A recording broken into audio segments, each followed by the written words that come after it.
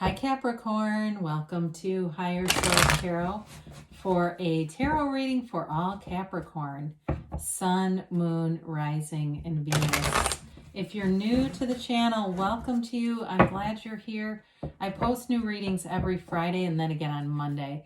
So if a reading doesn't resonate, just check back in a couple of days. I would never suggest trying to make a reading fit for you. You can always, too, check other parts of your chart for a more complete energetic profile.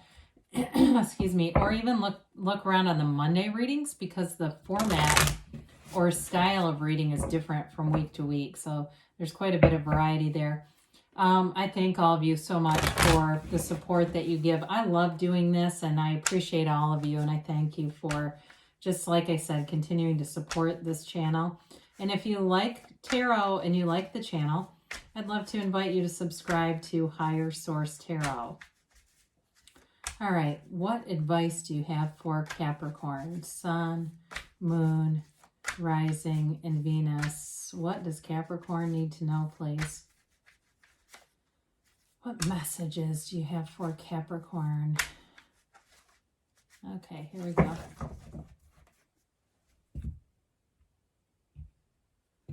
So we'll begin with the tarot, and then we'll have the angel answers too. All right, you've got the Devil. Here you go.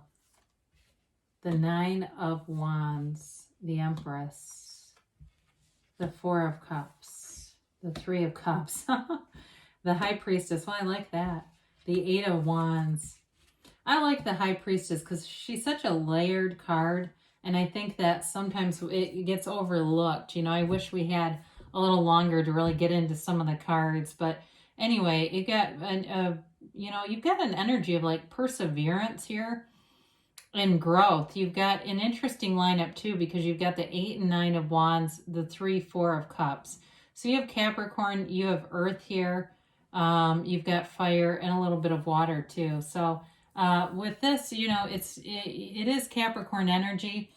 It's an energy, too, though, of letting go of limitations, all right? And it feels like whatever you've got going on with this has to do with that 9 of Wands, the 8 and 9 of Wands, and breaking free of some old cycles. It's, it is an energy, too, of not living up to your greatest potential. And so for some of you, you might have had a real fire lit under you to change some things up, whether it's your nutrition.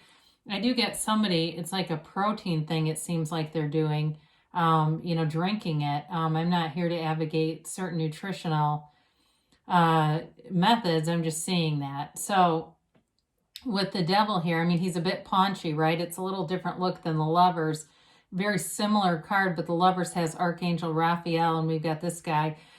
So with this, it is about, too, it can be about using sex to receive other things, not necessarily prostitution. It could be, but I don't get that with this reading. It's just, it can be like being trapped into relationships that aren't real love, and it's more of like a sexual kind of a thing, and not feeling very good about it though.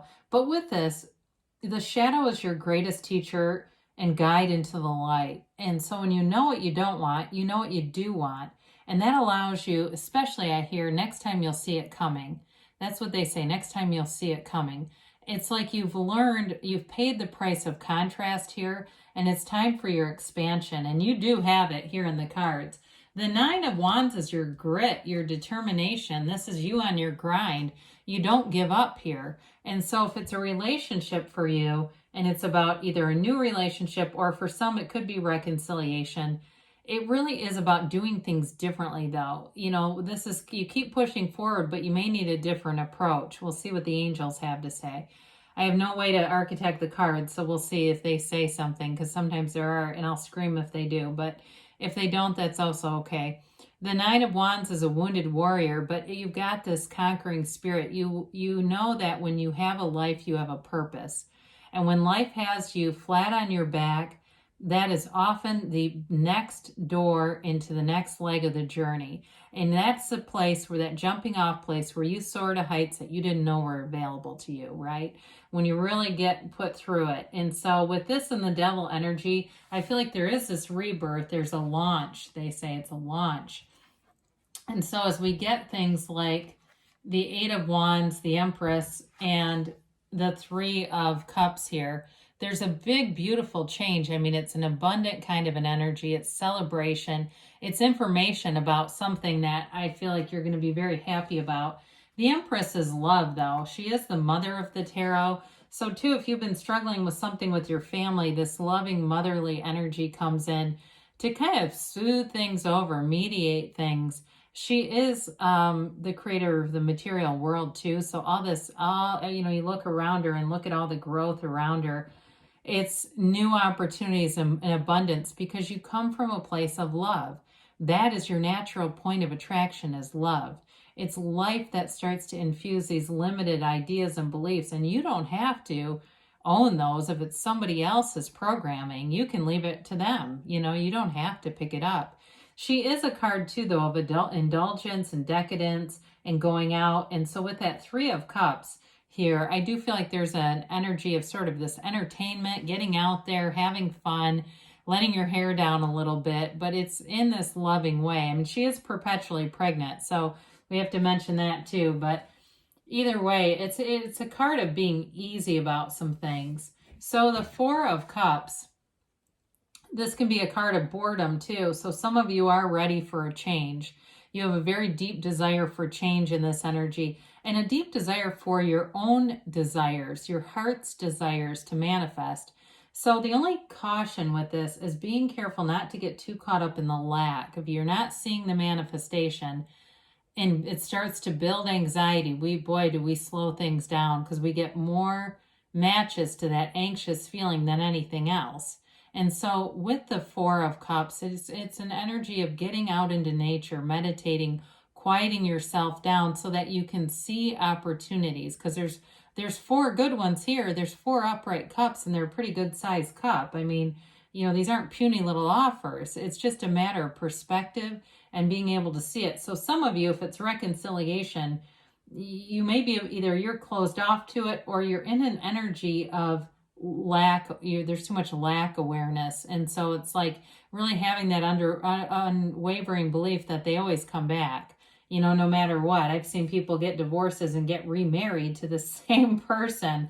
So you never know what could happen. But the Three of Cups is celebration. It is reunion. It's feeling great. And it's also a card of appreciation. The way they look up at those cups, they know what they have. And so for you, it can be, if it's more work related here, because we really did get into the love, didn't we? I kind of took us in one direction, but that's what the cards were doing, so that's where we went.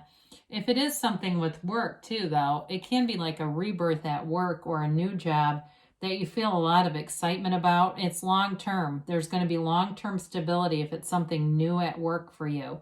But it feels like things are on track there too. If they were difficult and challenging, especially over this last year, and there's been a lot of hurdles. I hear there's a hurdle. You've surpassed it. And so the High Priestess, we get to this. It is a card of passivity, but it's a card of deep knowing. She's a card of the psychic. So she's inside of this temple, right, where there's this depth of knowledge and information. There's balance between the two columns. Her gown is the beginning of the seat of the soul. And I know we talk about that a lot, but she's got the cross here in the book of Torah, the laws of life right on her lap, or the laws of the universe. And so with the High Priestess, it can be a card of great independence for some of you. And that may be part of it too, whereas you are, not dependent on other people, especially with the devil being here, because that can be codependence. This can be the antidote, because this is not a codependent energy. It's a very spiritual energy. She's dependent on her spirituality, not on people and not on situations or conditions. It's talk about great law of attraction energy. It's a very unconditional kind of energy. She also, though, too, is an energy of reminding you to be true to yourself, because when you know yourself, you know the universe. Everything is possible for you. And this is, too, an energy of unlimited potential, but you've got to take some action with it. So with this, you've got the action right next door to it, right? This is nice. You've got the Eight of Wands. It's the arrows of love in the tarot. There's definitely somebody who's interested in you, which is why I think the energy of the reading took such a swift turn immediately. But again, I do feel some work things here too going on. But with this Eight of Wands, it's communication that moves you forward. And it can be sudden. It's very clear, and it's like a very clear path. So there's no second guessing here. There's no leaving things up to the imagination. It's all about being in that spiritual place, manifesting, and being a little easy about things, not being too set on any one condition. Because when we get so specific, that can really interfere with things. It's more about just knowing what we want, and even why do I want this? You know, if you're not clear about what it is that you want, why do I want this? What am I trying to do here? So the Knight of Pentacles comes in with an offer. I do like the yellow in the background. The Empress has it too. It's a gift from the universe coming in. This is long-term stability. So if it's a change at work, there's going to be long-term financial stability there. If it's a relationship, though, you know, he looks out over that pentacle and he looks into the future. He's planning a future. I always say this, it reminds me of measure twice, cut once in construction. You don't, with this, it's not an impulsive energy. So it may be more your energy than if it's a person who's interested in you. I feel like it's more you wanting the long-term stability and making sure that they level up. You just won't, I feel like you won't compromise your standards, especially if there's been some codependence or, you know, there's been some toxicity over here. You're building a new way in relationships, a new path. And two, in work, I feel like it's a new way of,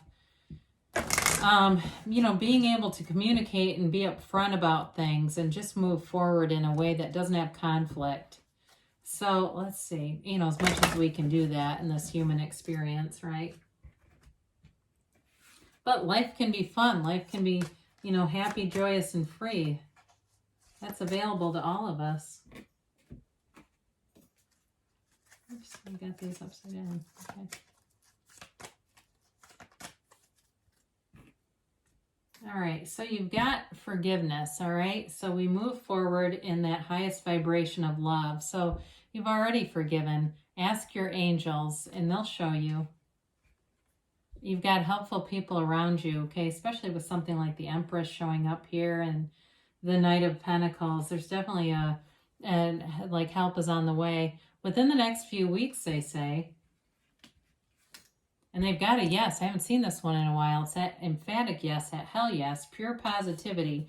You create your own reality. So good things are on the way for you, Capricorn. I love you, and I'll be back again soon.